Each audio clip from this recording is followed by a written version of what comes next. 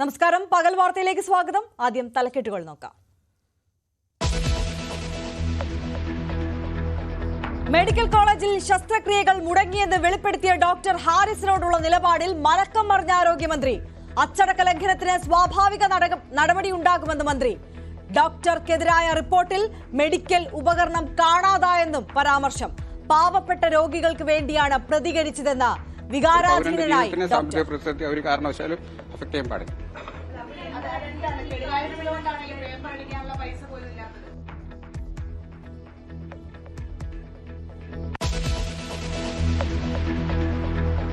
സർക്കാർ പാനൽ തള്ളി താൽക്കാലിക VC നിയമനവുമായി ഗവർണർ.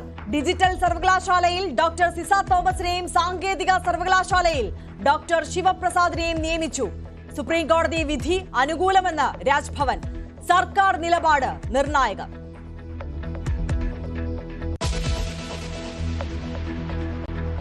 യുവാവിനെ വീട്ടിൽ വിളിച്ചു വരുത്തി പെൺസുഹൃത്ത് വിഷം നൽകി. കോതമംഗലത്തെ അൻസിലിന്റെ മരണം കൊലപാതകം. യുവതി അറസ്റ്റിൽ. അവൾ എന്നെ ചതിച്ചുവെന്ന മരണക്കിടക്കയിൽ യുവാവിന്റെ വെളിപ്പെടുത്തൽ. കോതമംഗലത്തേത്, തിരുവനന്തപുരത്തെ ഗ്രീഷ്മ മോഡൽ കൊലപാതകം.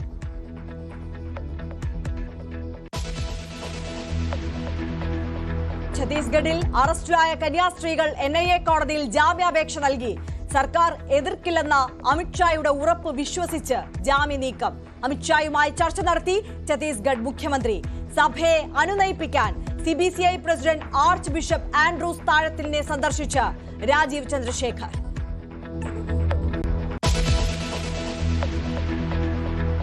ധർമ്മസ്ഥലയിൽ കൂടുതൽ മൃതദേഹങ്ങൾ കുഴിച്ചിട്ട 8ാം പോയിന്റിലേക്ക് തെരച്ചിലെത്തുന്നു. ദൃക്സാക്ഷിയുമായി പ്രത്യേക അന്വേഷണ സംഘം നേത്രാവതി പുഴയുടെ തീരത്ത്. തത്സമയ ദൃശ്യങ്ങളുമായി ന്യൂസ് 18.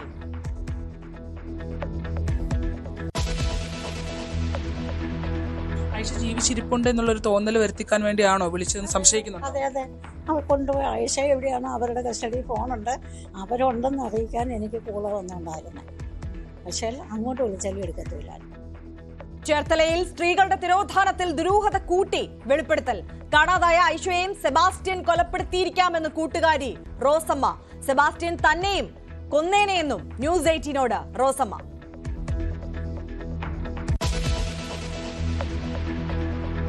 രാജ്യസഭ നടുത്തളത്തിൽ സുരക്ഷാ ഡ്യൂട്ടിക്കെത്തിയ CISF ഉദ്യോഗസ്ഥരും പ്രതിപക്ഷ MPമാരും തമ്മിൽ ഉന്തും തള്ളും. പ്രതിഷേധം.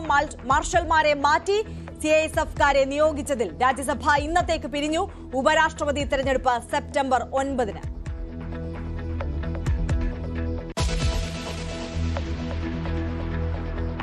നിർണായക തെരച്ചിൽ തുടരുന്നു.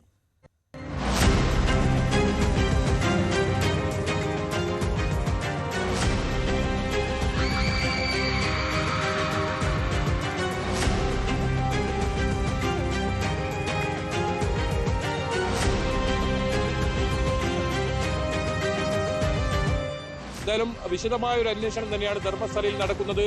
ഇത് സംബന്ധിച്ച് വളരെ ഗൗരവത്തോടുകൂടിയുള്ള അന്വേഷണം. അതോടൊപ്പം ചില എസ്റ്റേറ്റുകളിൽ ഇത്തരത്തിൽ മൃതദേഹം കുഴിച്ചിട്ടുണ്ടെന്ന ഈ ശുചീകരണ തൊഴിലാളി വെളിപ്പെടുത്തിയിട്ടുണ്ട്.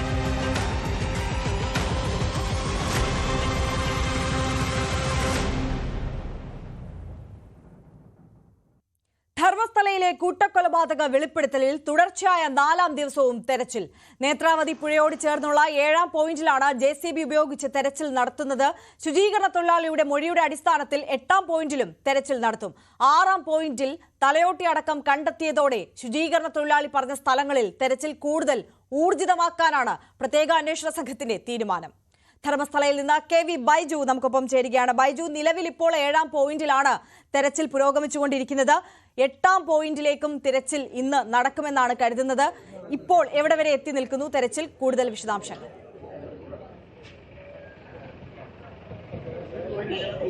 ആര്യ, 7ാം പോയിന്റിലെ തെരച്ചിൽ അതിന് അവസാനത്തോടെ എടുക്കുന്നു. ഇനി 8ാം പോയിന്റ്, നേരത്തെയൊക്കെ നമ്മൾ സൂചിപ്പിച്ചതുപോലെ തന്നെ നിർണായകമായ തെരച്ചിൽ അത് അല്പസമയത്തിനകം ഉണ്ടാകും. 7ാം പോയിന്റിൽ JCB ഉപയോഗിച്ചാണ് ഇന്ന് പരിശോധന നടത്തുന്നതാണ് ഏറ്റവും പ്രധാനം.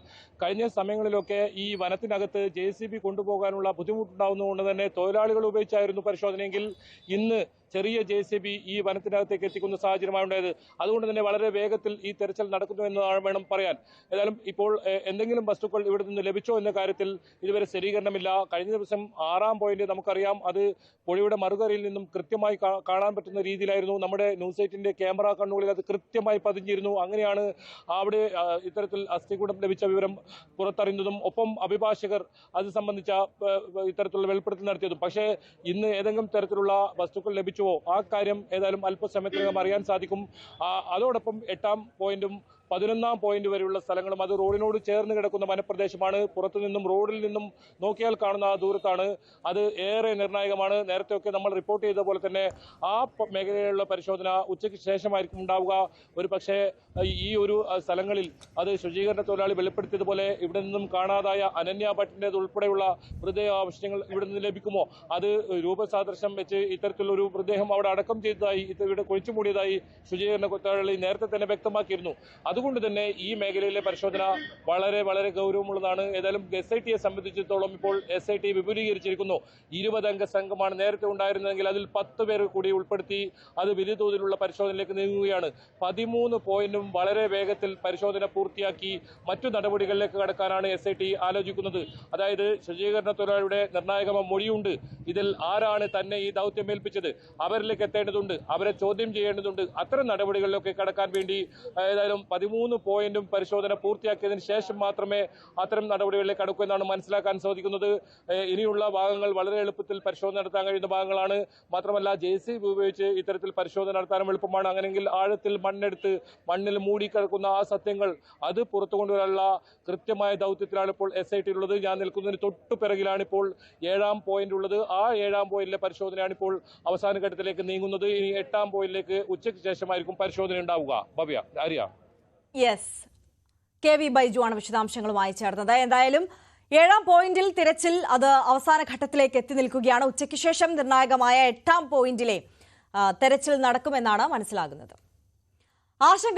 ആശങ്കകൾക്കും കൂടിയാലോചനകൾക്കും ശേഷം കന്യാസ്ത്രീകളെ അറസ്റ്റ് ചെയ്ത സംഭവത്തിൽ NIA കോടതിയിൽ ജാമ്യ ഹർജി നൽകി. മുതിർന്ന അഭിഭാഷകൻ അമൃതോദാസ് ആണ് കന്യാസ്ത്രീകൾക്ക് വേണ്ടി കോടതിയിൽ ഹാജരാവുക. സിസ്റ്റർമാരുടെ ആരോഗ്യ നില ഉൾപ്പെടെ കോടതിയെ ബോധ്യപ്പെടുത്താനാണ് തീരുമാനിച്ചിരിക്കുന്നത്. അതിനിടെ കന്യാസ്ത്രീകളുടെ അറസ്റ്റിൽ കേന്ദ്ര ആഭ്യന്തരമന്ത്രി അമിത്ഷായുമായി ഛത്തീസ്ഗഡ് മുഖ്യമന്ത്രി വിഷ്ണുദേവ് സായ് കൂടിക്കാഴ്ച നടത്തി. ഹൈക്കോടതിയിൽ സർക്കാർ ജാമ്യാപേക്ഷയെ എതിർക്കില്ലെന്ന് ഇന്നലെ അമിത്ഷാ UDF MPമാരുമായുള്ള കൂടിക്കാഴ്ചയിൽ ഉറപ്പു നൽകിയിരുന്നു. എന്നാൽ നിയമത്തിന്റെ വഴിക്ക് പോകുമെന്നായിരുന്നു ഛത്തീസ്ഗഡ് മുഖ്യമന്ത്രിയുടെ പ്രതികരണം. छत्तीसगढ़ के नॉन का इशू है, उसको लेकर के गृह मंत्री से भी मिले थे विपक्ष के सांसद। कानून अपना काम कर रहा है। छत्तीसगढ़ के नॉन का इशू है, उसको लेकर കോടതിയിലേക്ക് കേസ് മാറ്റിയതെന്ന് KC വേണുഗോപാൽ ആരോപിച്ചു.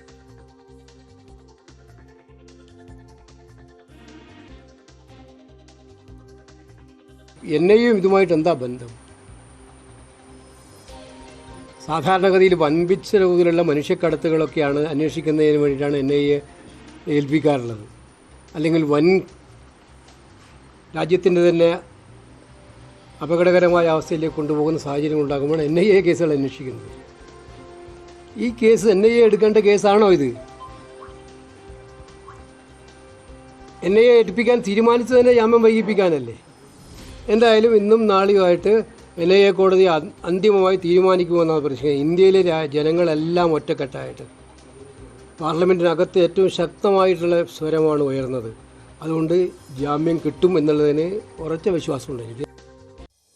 BJP സംസ്ഥാന അധ്യക്ഷൻ രാജീവ് ചന്ദ്രശേഖർ തൃശൂർ അതിരൂപത ആസ്ഥാനത്തെത്തി ആർച്ച് ബിഷപ്പ് ആൻഡ്രൂസ് താഴത്തുമായി കൂടിക്കാഴ്ച നടത്തി. സഭയുടെ കടുത്ത പ്രതിഷേധം ബിഷപ്പ് BJP അധ്യക്ഷനെ അറിയിച്ചു. ഇന്ന് രാജീവ് ചന്ദ്രശേഖരെ കാണാനായിട്ട് വന്നപ്പോൾ വലിയ സന്തോഷമുണ്ട്. പ്രത്യേകിച്ച് പ്രൈം മിനിസ്റ്ററും ഹോം മിനിസ്റ്ററും പറഞ്ഞതിൻ്റെ വെളിച്ചത്തിൽ ഈ നടന്ന കാര്യങ്ങൾ ബ്രീഫ് ചെയ്യാനാണ് വന്നത്. അത് രാജീവ് തന്നെ പറയും. അപ്പോൾ എന്തായാലും അങ്ങനെ ചെയ്തിട്ടുള്ള അല്ലെങ്കിൽ ഇതിനു വേണ്ടി ചെയ്ത എല്ലാ രാഷ്ട്രീയം, ഞങ്ങൾക്ക് രാഷ്ട്രീയമില്ല. ഞങ്ങൾക്ക് ഇന്ത്യയിലെ പൗരന്മാരെന്ന നിലയിൽ ജീവിക്കാനും സ്വാതന്ത്ര്യം കിട്ടണം.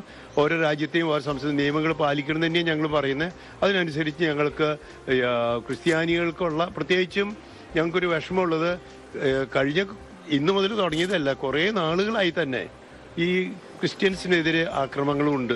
അത് കുറച്ച് കൂടിക്കൊണ്ടിരിക്കുകയാണെന്ന് ഞങ്ങൾ അറിയിച്ചു. ഞാൻ ഇപ്പോൾ രാജീവിനോട് അതും പറഞ്ഞു. ഇങ്ങനെ കൂടിക്കൊണ്ടിരിക്കുകയാണ്. ഈ സാഹചര്യത്തിൽ ഞങ്ങൾക്ക് സുരക്ഷിതത്വം കിട്ടിയ സംരക്ഷണം കിട്ടണം. അതിനേക്കാൾ അവർ നീതി നടപ്പാക്കണം. ഇപ്പം ഞങ്ങളുടെ ആഗ്രഹം ഇത് സിസ്റ്റേഴ്സിനെ അറസ്റ്റ് ചെയ്തത് നീതി, അവരൊരു തെറ്റും ചെയ്തിട്ടില്ല. മിഞ്ഞാന്ന് ഞാൻ പ്രൈം മിനിസ്റ്ററിന്റെ ഒപ്പം ഇരുന്നു. അദ്ദേഹം ഉറപ്പ് തന്നു ഇവർക്ക് ജാമ്യം കിട്ടും, കന്യാസ്ത്രീമാർക്ക് ജാമ്യം കിട്ടും. സംസ്ഥാന സർക്കാർ ജാമ്യം ഒപ്പോസ് ചെയ്യില്ല എന്ന് എനിക്ക് പ്രൈം മിനിസ്റ്ററും ഹോം മിനിസ്റ്റർ അമിത്ഷാജിയും പറഞ്ഞു. ഇന്നലെ അദ്ദേഹം ഓപ്പോസിഷൻ MPസിനോടും അത് തന്നെ പറഞ്ഞിട്ടുണ്ട്. ഇതൊരു പ്രോസസ്സാണ്, ആ പ്രോസസ്സ് നടക്കട്ടെ. എനിക്ക് പറയാനുള്ളത് ഞാൻ ഇന്നലെയും പറഞ്ഞു, ഇതിനെ പൊളിറ്റിസൈസ് ചെയ്യാൻ പാടില്ല. ഞങ്ങൾ ഇത് രാഷ്ട്രീയമായിട്ട് കാണുന്നില്ല. ജനങ്ങൾ സഹായിക്കണമെന്ന് പറഞ്ഞാൽ പാർട്ടി ഇറങ്ങും, സഹായിക്കും. അത് മതം നോക്കിയിട്ടോ വോട്ട് നോക്കിയിട്ടോ രാഷ്ട്രീയം നോക്കിയിട്ടല്ല ഞങ്ങൾ അത് ചെയ്യുന്നത്. അതേസമയം രാജീവ് ചന്ദ്രശേഖറിനെ കേന്ദ്ര ആഭ്യന്തരമന്ത്രി അമിത്ഷാ അടിയന്തരമായി ഡൽഹിക്ക് വിളിച്ചു. MG മിഥുൻ കൂടുതൽ വിവരങ്ങളുമായി ചേരുകയാണ്. മിഥുൻ, ഹൈക്കോടതിയിൽ ജാമ്യാപേക്ഷ നൽകുമെന്നായിരുന്നു നേരത്തെ വന്ന റിപ്പോർട്ടുകൾ. പക്ഷേ ഇപ്പോൾ NIA കോടതിയിലാണ് ഈ ജാമ്യാപേക്ഷ നൽകിയിട്ടുള്ളത്. പക്ഷേ കഴിഞ്ഞ ദിവസം പ്രതിപക്ഷ MPമാരുമായി ആഭ്യന്തരമന്ത്രി അമിത്ഷാ നടത്തിയ കൂടിക്കാഴ്ചയിൽ ഈ കേസ് NIAക്ക് വിടില്ല, ആ പരിധിയിലേക്ക് കൊണ്ടുവരില്ല എന്ന് അദ്ദേഹം സൂചിപ്പിച്ച കാര്യമാണ്.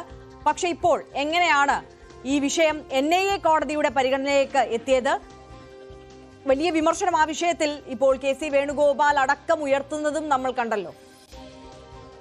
ആര്യ, അതായത് കഴിഞ്ഞ ദിവസം ഈ നിയമോപദേശം ഈ അഭിഭാഷകർക്ക് ലഭിച്ചത് ഹൈക്കോടതിയെ സമീപിക്കാനായിരുന്നു. ഒരുപക്ഷെ ഒരു കാലതാമസം ഉണ്ടാകാനുള്ള ഒരു സാഹചര്യം കണക്കിലെടുത്താണ് ഇപ്പോൾ NIA കോടതിയിൽ തന്നെ സമീപിച്ചാൽ മതി എന്നുള്ളൊരു തീരുമാനത്തിലേക്ക് എത്തുകയും പിന്നീട് ഹർജി സമർപ്പിക്കുകയും ചെയ്തത്. അതായത് ഹൈക്കോടതിയിൽ ഈ കേസ് പോകുമ്പോൾ സ്വാഭാവികമായും കാലതാമസം ഉണ്ടാകാനുള്ള സാഹചര്യമുണ്ട്. അത് ഉടനടി തന്നെ അടിയന്തരമായി പരിഹരിക്കാനുള്ള ഒരു സാധ്യതയും ഉണ്ടാകില്ല. പക്ഷേ സെഷൻസ് കോടതി ഈ പ്രോസിക്യൂഷന്റെ ആവശ്യം കൂടി പരിഗണിച്ചുകൊണ്ടായിരുന്നു ഈ കേസ് NIA കോടതിയുടെ പരിഗണനയിലേക്ക് വിടുകയും ചെയ്ത്. അതുകൊണ്ട് തന്നെ ഉടൻ തന്നെ ഈ കേസ് എടുക്കാനുള്ള സാധ്യതയുണ്ട്. അതുകൊണ്ട് അവിടെ നൽകിയാൽ മതി എന്നുള്ളൊരു തീരുമാനത്തിലേക്ക് ഈ അഭിഭാഷക സംഘം എത്തുകയായിരുന്നു എന്നാണ് നമുക്ക് മനസ്സിലാക്കാൻ സാധിക്കുന്നത്. ഇന്നോ അല്ലെങ്കിൽ നാളെയോ ഈ ഹർജി NIA കോടതി പരിഗണിക്കുമെന്നാണ് നമ്മൾ പ്രതീക്ഷിക്കുന്നത്. അങ്ങനെയെങ്കിൽ സിസ്റ്റർമാരുടെ ആരോഗ്യനില സംബന്ധിച്ചുള്ള കാര്യങ്ങളൊക്കെ മുന്നോട്ട് വെക്കാൻ, അത് സംബന്ധിച്ച് കാര്യങ്ങൾ ചൂണ്ടിക്കാണിച്ചുകൊണ്ട് ജാമ്യം അനുവദിക്കണമെന്നുള്ള ആവശ്യം മുന്നോട്ട് വെക്കാനാണ് സാധ്യത എന്നാണ് നമുക്ക് മനസ്സിലാക്കാൻ സാധിക്കുന്നത്. അതിൽ പ്രധാനമായും ചൂണ്ടിക്കാണിക്കുന്ന ചില കാര്യങ്ങളുണ്ട്. 8 ദിവസത്തോളമായി ഇപ്പോഴും ഈ ദുർഗ് ജയിലിൽ കന്യാസ്ത്രീകൾ കഴിയുകയാണ്. ഈ വകുപ്പുകൾ ചുമത്തിയത് അന്യായമാണ് എന്നുള്ള രീതിയിൽ കാര്യങ്ങളൊക്കെ ഈ അഭിഭാഷകർ ചൂണ്ടിക്കാണിക്കും. ഒപ്പം തന്നെ നിലവിലെ ഒരു പ്രതീക്ഷ എന്ന് പറയുന്നത് കേന്ദ്ര ആഭ്യന്തരമന്ത്രി കഴിഞ്ഞ ദിവസം UDF MPമാർക്ക് നൽകിയ ആ ഉറപ്പ് തന്നെയാണ്. അതായത് ഒരു തരത്തിലും ഛത്തീസ്ഗഡ് സർക്കാർ ഈ ഒരു ജാമ്യാപേക്ഷയെ വരുമ്പോൾ അതിനെ എതിർക്കില്ല എന്നുള്ളൊരു സൂചന നൽകുകയും ചെയ്തിരുന്നു, അല്ലെങ്കിൽ അത്തരത്തിലൊരു ഉറപ്പ് നൽകുകയും ചെയ്തിരുന്നു. അതുകൊണ്ട് തന്നെ സർക്കാരിന്റെ നിലപാടായിരിക്കും ഇക്കാര്യത്തിൽ നിർണായകമാകാൻ പോകുന്നത് എന്ന് തന്നെയാണ് നമുക്ക് തീർച്ചയായും വിശദാംശങ്ങളുമായി ചേർന്നത്. ന്യൂസ് 18 ചർച്ചയിൽ കൊമ്പുകോർത്ത ഹിന്ദു ഐക്യവേദി നേതാവ് RV ബാബുവും കത്തോലിക്ക കോൺഗ്രസ് ഗ്ലോബൽ ഡയറക്ടർ ഫിലിപ്പ് കവിയിലും മതപരിവർത്തന നിരോധന നിയമം പിൻവലിക്കണമെന്ന തലശ്ശേരി ആർച്ച് ബിഷപ്പ് ജോസഫ് പാംപ്ലാനിയുടെ നിലപാട് അതിമോഹമെന്ന RV ബാബുവിന്റെ പ്രതികരണമാണ് ഫാദർ ഫിലിപ്പ് കവിയലിനെ ചൊടിപ്പിച്ചത്. ഭീഷണിയുടെ സ്വരം വാങ്ങിവെച്ചാൽ മതി, ഇന്ത്യയിൽ ഭരണഘടനയാണ് പ്രധാനമെന്നും മതാധിപത്യമല്ലെന്നും ഫാദർ ഫിലിപ്പ് കവിയിൽ പറഞ്ഞു. നിങ്ങൾ അകാരണമായി തടഞ്ഞു വെച്ചിരിക്കുന്ന ഈ 2 സിസ്റ്റർമാരെ, അവര് കുഷ്ഠരോഗികളെ ശുശ്രൂഷിക്കുന്ന സിസ്റ്റർമാരാണ് അവര്. മിഷണറി പ്രവർത്തനം എന്ന് പറയുന്നത് സേവനം മറയാക്കിയിട്ടുള്ളത് മതമാറ്റത്തിന് വേണ്ടിയാണ്. ഒരു മറയില്ല, ഞങ്ങൾ തുറന്നാണല്ലോ സംസാരിക്കുന്നത്. നിങ്ങൾ നേരിട്ട് നോക്കൂ, ഞങ്ങളുടെ പ്രവർത്തനങ്ങൾ ഒന്നും ഒളിച്ചു വെക്കുന്നില്ല. ഈ സിസ്റ്റർമാർ അവരെ ആരെ ഒളിച്ചും പാത്തും കൊണ്ടവരല്ല, നേരിട്ട് ചെയ്തതാണ്. നിങ്ങൾ നടത്തുന്ന പ്രവർത്തനം ഇവിടത്തെ പട്ടികജാതി പട്ടികവർഗ പിന്നോക്ക അധസ്ഥിത ജനവിഭാഗങ്ങളുടെ ഇടയിലേക്ക് കടന്നു എന്ന് അവരുടെ ദാരിദ്ര്യം മുതലാക്കി. അതുകൊണ്ട് സിസ്റ്റർ നിർമ്മല എന്താണ് മുതലാക്കുന്നത്? എന്താണ് ഈ മുതലാക്കുന്നത്? നിങ്ങൾ പറയുന്നതിന് ദാരിദ്ര്യം എന്ന് പറയുന്നത് സിസ്റ്റർ നിർമ്മലയാണ്. മതപരിവർത്തനത്തെ കുറിച്ചാണല്ലോ നിങ്ങൾ പറയുന്നത്. നിങ്ങൾക്ക് ഉത്തരം പറയാൻ സാധിക്കുമോ? ഇന്ത്യയില് ഹൈന്ദവ ആശ്രമങ്ങളില് വിദേശത്തുള്ള ക്രിസ്ത്യാനികൾ വന്ന് മതം മാറുന്നതിനെ പറ്റി നിങ്ങൾ എന്ത് പറയുന്നു? ഇന്ത്യയിൽ എന്ന് മാത്രമല്ല, വിദേശത്തടക്കം അമൃതാനന്ദമയിയുടെ ആശ്രമങ്ങൾ, സത്യസായിയുടെ പ്രവർത്തനങ്ങൾ, രവിശങ്കറിന്റെ പ്രവർത്തനങ്ങൾ, അതേപോലെ നിരവധി ആശ്രമങ്ങളുടെ പ്രവർത്തനങ്ങളൊക്കെ നടന്നുകൊണ്ടിരിക്കുന്നുണ്ട്. അവിടെ നിന്നൊന്നും ആരെയും ഈ പ്രലോഭിപ്പിച്ച് തന്നെയാണ് മാറ്റുന്നത്. എറണാകുളം കോതമംഗലത്ത് യുവാവിനെ വിഷം നൽകി കൊലപ്പെടുത്തിയ പെൺസുഹൃത്ത് കസ്റ്റഡിയിൽ. മാതിരപ്പള്ളി സ്വദേശി അൻസിലാണ് മരിച്ചത്. അൻസിലിനെ വീട്ടിലേക്ക് വിളിച്ചു വരുത്തി വിഷം നൽകുകയായിരുന്നുവെന്ന് യുവതി പോലീസിന് മൊഴി നൽകി. മലിപ്പാറയിൽ ഒറ്റയ്ക്ക് താമസിക്കുന്ന പെൺസുഹൃത്തിന്റെ വീട്ടിലേക്ക് കഴിഞ്ഞ ബുധനാഴ്ച രാത്രിയാണ് അൻസിലെത്തിയത്. ഇരുവരും തമ്മിലുള്ള ബന്ധത്തിൽ പ്രശ്നങ്ങൾ നിലനിൽക്കെയുള്ള സന്ദർശനം കാര്യങ്ങൾ വഷളാക്കി. യുവതിയുടെ വീട്ടിലെത്തിയ അൻസിൽ ബഹളമുണ്ടാക്കി. തൊട്ടടുത്ത ദിവസം പുലർച്ചെ അൻസിൽ പോലീസിനെ വിളിച്ച് തനിക്ക് ശാരീരിക ബുദ്ധിമുട്ടുകൾ ഉണ്ടെന്ന വിവരം അറിയിക്കുകയായിരുന്നു. പോകും വഴിയാണ് യുവതി വിഷം നൽകിയെന്ന കാര്യം സഹോദരനോട് അൻസിൽ പറയുന്നത്. ചികിത്സയിലിരിക്കെ ഇന്നലെ രാത്രി അൻസിൽ മരിച്ചു. ആംബുലൻസിൽ വെച്ച് പറഞ്ഞ ബ്ലഡ് വിഷം അവർക്ക് എല്ലാവരും കൂടി ഒഴിച്ചു കൊടുക്കുകയോ ചെയ്തതെന്നാണ് പറഞ്ഞത്. വയറിനകത്ത് പോയിട്ടുണ്ട്. പുള്ളി പറഞ്ഞത് 500 ml അകത്ത് പോയിട്ടുണ്ടെന്നാണ് പറഞ്ഞത്. പക്ഷേ ഡോക്ടർ പരിശോധിച്ച് കഴിയുമ്പോൾ 300 ml അകത്തുണ്ട്. അപ്പോൾ ഈ ഉമ്മാനെ വിളിച്ചിട്ട് ഈ പെങ്കൊച്ച് പറഞ്ഞിട്ടുണ്ട്, ഈ നിന്നെ മോനെ വിഷം കൊടുത്ത് കൊല്ലുമെന്ന് പറഞ്ഞിട്ടുണ്ട്. ഇല്ല, ഞങ്ങൾ അറിഞ്ഞത് എങ്ങനെയാ വെച്ചാൽ അവനെ വിളിച്ച് പറഞ്ഞപ്പോൾ അവൻ ആദ്യം വിചാരിച്ചു ഇവള് ചുമ്മാ പറയണമെന്ന് വിചാരിച്ചു. പിന്നീടായപ്പോൾ ഇവള് വീട്ടിലേക്ക് കൂടി വിളിച്ചു കഴിഞ്ഞപ്പോൾ നമുക്ക് ഇതായി. അപ്പം നേരെ ഇവൻ ചെന്ന് കഴിഞ്ഞപ്പോഴേക്ക് നേരെ ഹോസ്പിറ്റലിലേക്ക് ഇവൻ പോലീസുകാരനെ വിളിച്ച് പറഞ്ഞിട്ടുണ്ടായിരുന്നു. ആര്? ഈ അൻസിൽ എന്ന് പറയണ. അപ്പോൾ ഇവൻ നേരെ കോതമംഗലത്തേക്ക് ഹോസ്പിറ്റലിലേക്ക് ചെന്നു. അപ്പോഴത്തേക്ക് അനിയനെ കെട്ടി പേര്. അൻസിൽ വിവാഹിതനും 2 കുട്ടികളുടെ അച്ഛനുമാണ്. കൊലപ്പെടുത്തുക എന്നൊരു ഉദ്ദേശത്തോടുകൂടി തന്നെയാണ് അൻസിലിനെ വിളിച്ചു വരുത്തിയതെന്നാണ് യുവതി പോലീസിന് മൊഴി നൽകിയത്. 300 ml വിഷം ഉള്ളിൽ പോയെന്ന പരിശോധനയിലും കണ്ടെത്തി. പുല്ലിന് തളിക്കുന്ന വിഷമാണെന്നാണ് നിഗമനം. പീഡനക്കേസിലെ അതിജീവിത കൂടിയാണ് യുവതി. അൻസിലിന്റെ പോസ്റ്റ്മോർട്ടം റിപ്പോർട്ടിന് ശേഷം കൊലപാതക കുറ്റം കൂടി ചുമത്താനാണ് പോലീസിന്റെ തീരുമാനം. ന്യൂസ് 18 കൊച്ചി. ഡിജിറ്റൽ ടെക്നിക്കൽ സർവകലാശാലകളിലേക്ക് സർക്കാർ നൽകിയ പാനൽ തള്ളി ഗവർണറുടെ നിയമനം. ഇരു സർവകലാശാലകളിലേക്കും താൽക്കാലിക വിസിമാരായ 3 അംഗ പാനലായിരുന്നു സർക്കാർ നൽകിയത്.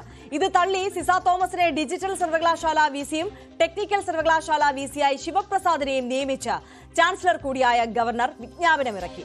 സുപ്രീം കോടതി ഉത്തരവിന് പിന്നാലെയാണ് നടപടി. വി അരുൺ കൂടുതൽ വിവരങ്ങളുമായി ചേരുകയാണ്. അരുൺ, വിശദാംശങ്ങൾ.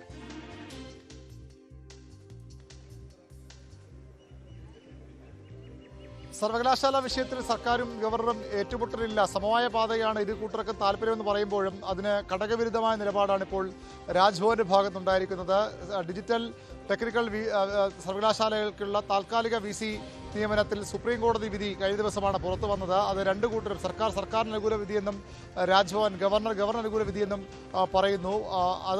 ആ വിധി അനുകൂലമെന്ന് വിലയിരുത്തിക്കൊണ്ടാണ് ഇപ്പോൾ 2ഇടത്തേക്കും നേരത്തെ ഉണ്ടായിരുന്ന വിസിമാരെ, അതായത് ഹൈക്കോടതി ഡിവിഷൻ ബെഞ്ച് ഉത്തരവിന്റെ അടിസ്ഥാനത്തിൽ മാറേണ്ടി വന്ന വിസിമാരെ തന്നെ പുനർനിയമിച്ചുകൊണ്ട് ഉത്തരവിറക്കിയിരിക്കുന്നത്. ഡിജിറ്റലിൽ സിസ തോമസ്, സർക്കാരിന്റെ കണ്ണിലെ കരടാണ് സിസ തോമസിന് അതുപോലെ സാങ്കേതിക സർവകലാശാലയ്ക്ക് ഡോക്ടർ ശിവപ്രസാദിനെ നിയമിച്ച് രാജ്ഭവൻ വിജ്ഞാപനം ഇറക്കിയിരിക്കുന്നു. ഇതിനെതിരെ കോടതിയെ സമീപിക്കാൻ സർക്കാർ ആലോചിക്കുന്നുണ്ട്. സുപ്രീം കോടതിയെ അറിയിക്കും. സുപ്രീം കോടതി ഈ പ്രശ്നങ്ങൾ രമ്യമായ പരിഹാരമാണ്, വിദ്യാർത്ഥികളുടെ ഭാവിയാണ് പ്രധാനം. അതുകൊണ്ട് തന്നെ ഭരണപരമായ കാര്യങ്ങളിൽ സർക്കാരും ഗവർണറും ഏറ്റുമുട്ടലിന് പകരം സമവായ വഴി തേടണമെന്ന് സുപ്രീം കോടതി ആവശ്യപ്പെട്ട് നിർദ്ദേശിച്ചിരുന്നു. പക്ഷേ അതെല്ലാം മറികടക്കുന്ന തീരുമാനമാണ്.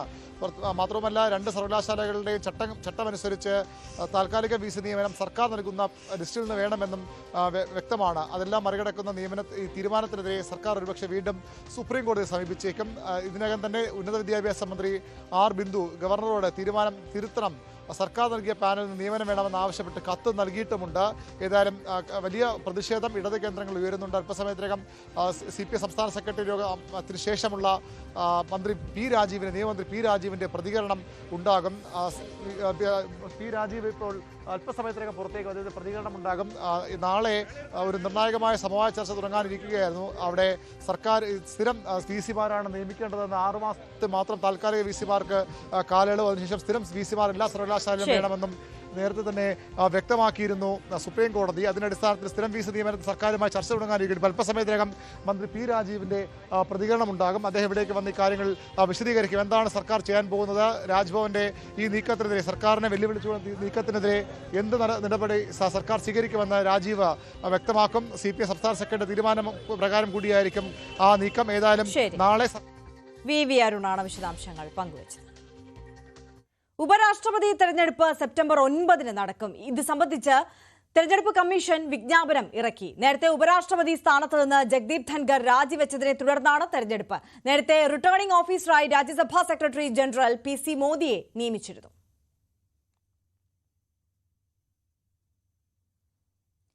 രാജ്യസഭയിൽ എംപിമാരും സുരക്ഷാ ഉദ്യോഗസ്ഥരും തമ്മിൽ ഉന്തും തള്ളുമുണ്ടായി. നടുത്തളത്തിൽ CISF ഉദ്യോഗസ്ഥരെ നിയോഗിച്ചതിനെ തുടർന്നാണ് സംഘർഷം ഉടലെടുത്തത്.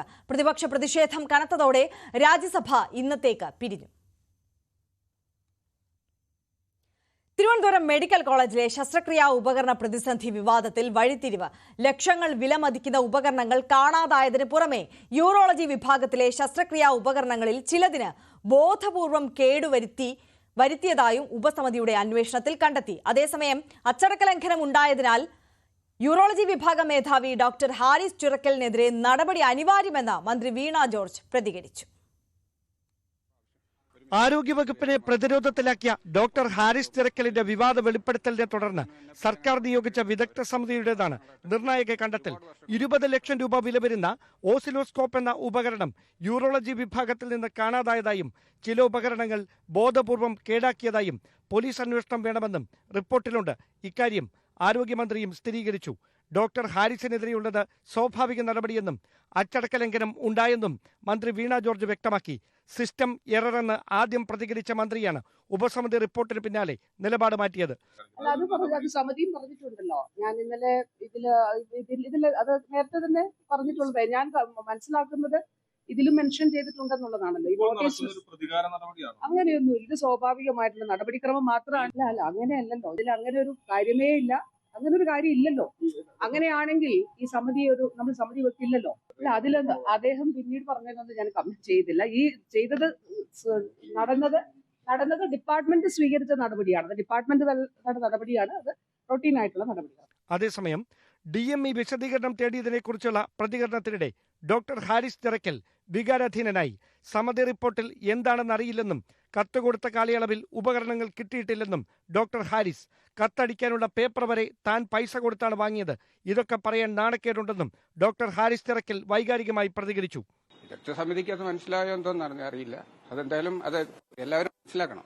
അത് ഇതിനകത്ത് സാമ്പത്തിക പ്രതിസന്ധിയൊന്നും ഇതിനകത്ത് വരേണ്ട കാര്യമില്ല. സാമ്പത്തിക പ്രതിസന്ധിയൊന്നും അല്ല ഇതിനകത്ത് കാരണം. സാമ്പത്തിക പ്രതിസന്ധിയൊന്നും അതിനെ അഫക്ട് ചെയ്യാൻ പാടില്ല. ഒരു പൗരന്റെ ജീവിതത്തിനെ സാമ്പത്തിക പ്രതിസന്ധി ഒരു കാരണവശാലും അഫക്ട് ചെയ്യാൻ പാടില്ല.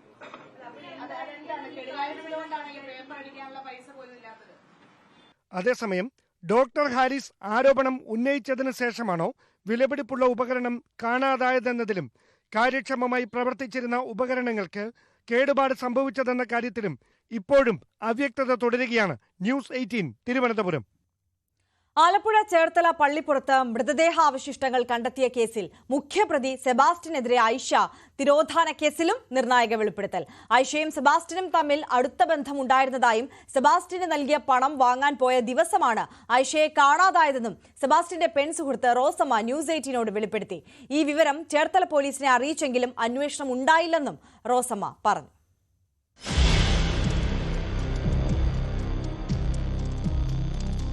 2006 ബിന്ദു പത്മനാഭൻ, 2012 ഐഷ, 2024 ഡിസംബറിൽ ജൈനമ്മ. പള്ളിപ്പുറത്ത് വീട്ടുവളപ്പിൽ മൃതദേഹാവശിഷ്ടങ്ങൾ കണ്ടെത്തിയ കേസിലെ മുഖ്യപ്രതി സെബാസ്റ്റ്യന് വാർനാട് ഐഷ തിരോധാന കേസിലും നിർണായക പങ്കുണ്ടെന്ന വെളിപ്പെടുത്തലാണ് ന്യൂസ് 18 പുറത്തുവിടുന്നത്. ഐഷയും സെബാസ്റ്റ്യനുമായി അടുത്ത ബന്ധമുണ്ടായിരുന്നുവെന്ന് സെബാസ്റ്റ്യന്റെ മുൻ പെൺസുഹൃത്തായ റോസമ്മ. സെബാസ്റ്റ്യനും ഐഷയും തമ്മിൽ സൗഹൃദമുണ്ട്. ഐഷയെ കാണാതാകുന്നത് 4 സെന്റ് സ്ഥലം രജിസ്റ്റർ ചെയ്യുന്നതിനായി തീരുമാനിച്ചതിന്റെ തലേ ദിവസം. സെബാസ്റ്റ്യന്റെ കയ്യിലുണ്ടായിരുന്ന തന്റെ പണം തിരികെ വാങ്ങാൻ പോയ ഐഷയെ പിന്നെ ആരും കണ്ടിട്ടില്ല. അതിന് പിന്നെ കണ്ടിട്ടില്ല. വന്ന് തന്നെ 3 പ്രാവശ്യം എന്നെ വിളിച്ചു. ഞാനൊരു വന്നപ്പോൾ തൊട്ടൊരു 5-8 പ്രാവശ്യം എല്ലാം തിരിച്ചു വിളിച്ചു, എടുത്തില്ല. പിറ്റേ ദിവസം ഞാൻ അങ്ങോട്ട് വിളിച്ചുകൊണ്ടിരുന്നു, ഫോൺ എടുത്തില്ല. സ്ഥലം വാങ്ങാൻ വായ്പയെടുത്തും ചിട്ടിപിടിച്ചും ഐഷ കണ്ടെത്തിയ തുക മുഴുവൻ വീട്ടിലുണ്ടായിരുന്നില്ലെന്ന് കാണാതായ ശേഷം മക്കൾ നടത്തിയ പരിശോധനയിൽ കണ്ടെത്തി. കാണാതാകുന്നതിന് മുൻപ് ഐഷയും സെബാസ്റ്റ്യനും ഒരു ദിവസം മുഴുവൻ തന്റെ വീട്ടിലുണ്ടായിരുന്നു. തന്റെ അനുമതിയില്ലാതെ JCB കൊണ്ട് പുതുതായി വാങ്ങിയ പുരയിടം അവർ തെളിച്ചു. സ്ത്രീകളെ സ്നേഹം നടിച്ച് വലയിലാക്കുന്നയാളാണ് സെബാസ്റ്റ്യൻ. പണം ചോദിക്കാൻ പോയ ഐഷയെ കൊലപ്പെടുത്തിയിട്ടുണ്ടാകും. താൻ രക്ഷപ്പെട്ടത് ഭാഗ്യത്തിന്. കാണാതായ ദിവസവും ശേഷവും പലതവണ ഐഷയുടെ ഫോണിൽ നിന്നും കോളുകൾ വന്നു. എടുത്താൽ സംസാരിക്കുകയില്ല. തിരിച്ചു വിളിച്ചാലും അങ്ങനെ തന്നെ. പറഞ്ഞു ഇതേ ഭാഷയുടെ കോളാന്ന് പറഞ്ഞ് എടുത്ത് കാണിച്ചു. അവർ നോക്കുകയും ചെയ്തു. അവരെന്നാ ചെയ്തു? ചേർത്തല പോലീസ് സ്റ്റേഷനായിരുന്നു. അതെ അതെ. അവരത് അന്വേഷിച്ചില്ലായിരിക്കും, അല്ലെങ്കിൽ ഇതിന് മറുപടി കിട്ടുകയല്ലോ. സ്ഥലം വാങ്ങാൻ താല്പര്യമുണ്ടെന്ന് പറഞ്ഞാണ് ഭൂവുടമയായ റോസമ്മയെ സെബാസ്റ്റ്യൻ ആദ്യം സമീപിക്കുന്നത്. പിന്നീട് സൗഹൃദത്തിലാക്കി വിവാഹാഭ്യർത്ഥന നടത്തി. ഇതിനിടെയാണ് ഐഷയുടെ കടന്നുവരവും തിരോധാനവും. ബിന്ദു പത്മനാഭൻ തിരോധാന കേസിന് ശേഷമാണ് റോസമ്മയുമായി അടുപ്പത്തിലാകുന്നത്. ബിന്ദു എവിടെയെന്ന് ഇതുവരെ കണ്ടെത്താൻ പോലീസിന് കഴിഞ്ഞിട്ടില്ല. JCB ഉപയോഗിച്ച് തന്റെ പറമ്പ് സെബാസ്റ്റ്യൻ വൃത്തിയാക്കി എന്നതുൾപ്പെടെയുള്ള വെളിപ്പെടുത്തൽ കേസിന്റെ ദുരൂഹത വർദ്ധിപ്പിക്കുന്നു. ഈ 3 സ്ത്രീകളുടെയും തിരോധാനത്തിൽ സെബാസ്റ്റ്യന് ബന്ധമുണ്ടെന്ന സൂചനകൾക്ക് ബലം നൽകുന്നതാണ് വെളിപ്പെടുത്തലുകൾ ഓരോന്നും. സെബാസ്റ്റ്യനുമായി അടുത്ത ബന്ധം ഐഷ പുലർത്തിയിരുന്നു എന്നുള്ളതാണ്. കാണാതാകുന്നതിന് തൊട്ടു മുമ്പ് സ്ഥലമിടപാടുമായി ബന്ധപ്പെട്ട് രജിസ്ട്രേഷനുമായി ബന്ധപ്പെട്ട് പണം കണ്ടെത്തുന്നതിന് വേണ്ടിയുള്ള ശ്രമത്തിലായിരുന്നു ഐഷ. ആ ഒരു പോക്കാണ് പിന്നീട് അവരുടെ തിരോധാനത്തിലേക്ക് എത്തി നിൽക്കുന്നത് എന്നുള്ളതാണ്. സെബാസ്റ്റ്യൻ അതിനകത്ത് കൃത്യമായി പങ്കുണ്ടാകും എന്നുള്ളത് തന്നെയാണ് ഇവർ ഓരോരുത്തരും സംശയിക്കുന്നത്. ചേർത്തല ശാസ്തൻ കവലയിൽ നിന്നും ശരണ്യ സ്നേഹജൻ, ന്യൂസ് 18. സ്കൂൾ വേനൽ അവധി മാറ്റം എല്ലാവരോടും ആലോചിച്ച് മാത്രമെന്ന് മന്ത്രി വി ശിവൻകുട്ടി. അടിച്ചേൽപ്പിക്കുന്ന തീരുമാനമുണ്ടാകില്ലെന്നും മന്ത്രി ന്യൂസ് 18നോട് പറഞ്ഞു. ഏത് തീരുമാനമെടുത്താലും കുട്ടികൾക്ക് ഗുണകരമാകണം, ഒരു നിർബന്ധവുമില്ല, എല്ലാവരും കൂട്ടായി ആലോചിച്ച് തീരുമാനിക്കണമെന്നും മന്ത്രി പറഞ്ഞു. ഫിറ്റ്നസ് ഇല്ലാത്ത ഒരു സ്കൂളിനെയും പ്രവർത്തിക്കാൻ അനുവദിക്കില്ല. സർക്കാർ ശമ്പളം വാങ്ങുന്നവർ സർക്കാർ ഉത്തരവുകൾ പാലിക്കണമെന്നും മന്ത്രി വ്യക്തമാക്കി. സ്കൂൾ അവധി മാറ്റത്തിൽ എല്ലാവരുമായി കൂടി ആലോചിച്ച് അഭിപ്രായം പറയുമെന്ന് പ്രതിപക്ഷ നേതാവ് VD സതീശൻ. വിദ്യാഭ്യാസ മന്ത്രി ചർച്ചയ്ക്ക് വെച്ചത് നല്ല കാര്യം, അതിലൊരു തെറ്റുമില്ലെന്നും VD സതീശൻ പ്രതികരിച്ചു. കുട്ടികൾക്ക് അവധി കൊടുക്കേണ്ടി വന്നു, കനത്ത മഴയായതുകൊണ്ട്.